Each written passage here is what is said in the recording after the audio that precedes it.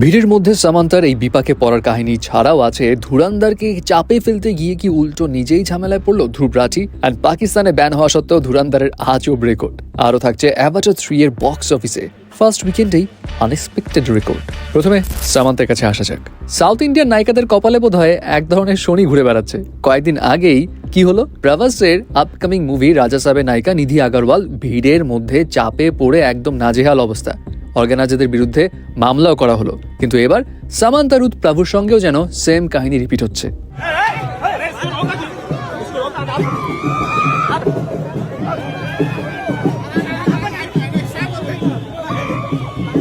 সামান্তা হায়দ্রাবাদে একটা শাড়ির শোরুম উদ্বোধন করতে এসেছিল এবং সেখানে চাপে পড়ে তার যে অবস্থা, মানে এটা দেখে মনে হচ্ছে সামান্তা ভিতরে ভিতরে হয়তো বলছে ছাইরা দে মা কান্দাবাচি, বাট তারপরেও তার মুখে যেন একটা কষ্টকর হাসি লেগেই আছে। এনিওয়ে, এখন এই সব সিচুয়েশন দেখে অনেকের এমনটাও দাবি যে সাউথের নায়িকাদের কি যথেষ্ট প্রোটেকশন দেওয়া হয় না, নাকি এগুলো সব সাজানো অ্যাটেনশন পাওয়ার জন্য। এবার আসি ধুরন্ধরের কাছে। ধুরন্ধর সিনেমা যেটা গ্লোবালি 800 কোটি রুপির মতো ব্যবসা করেছে, সেই ছবিকে ধ্রুব রাঠি একদম 12টা বাজিয়ে দেওয়ার মনে হয় প্ল্যান করছিল। বাট জিনিসটাতে সফল কি ঠিক মতো হয়েছেন তিনি?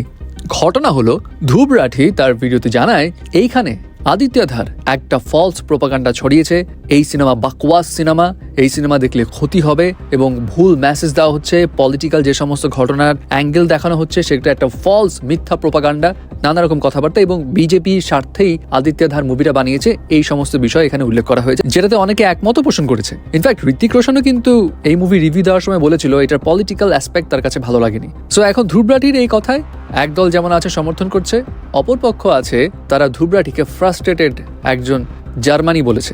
তারা ধ্রুব রাঠিকে বলেছে সে নিজেই উল্টা ফলস প্রোপাগান্ডা ছড়ায়, সে কোনো ভুল ত্রুটি পাচ্ছে না, আজ এরা মুভির পিছিয়ে লেগে আছে।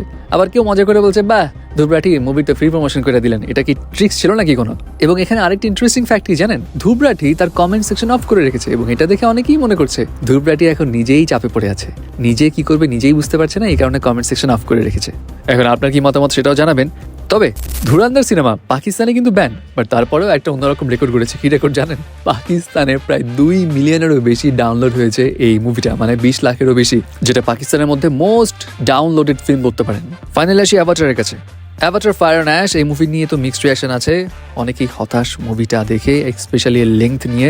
বাট বক্স অফিসে যখন অনেকেই ধারণা করছিল যে রেকর্ড করতে পারবে না, সেই জায়গাতে ফার্স্ট উইকেন্ড অর্থাৎ 3 দিনে এই মুভি কিন্তু ভালোই রেকর্ড করেছে। প্রায় $345 মিলিয়ন গ্লোবালি ইনকাম করেছে, মানে 4200 কোটি টাকারও বেশি, যার মধ্যে 257 মিলিয়নই এসছে ইন্টারন্যাশনাল মার্কেট থেকে।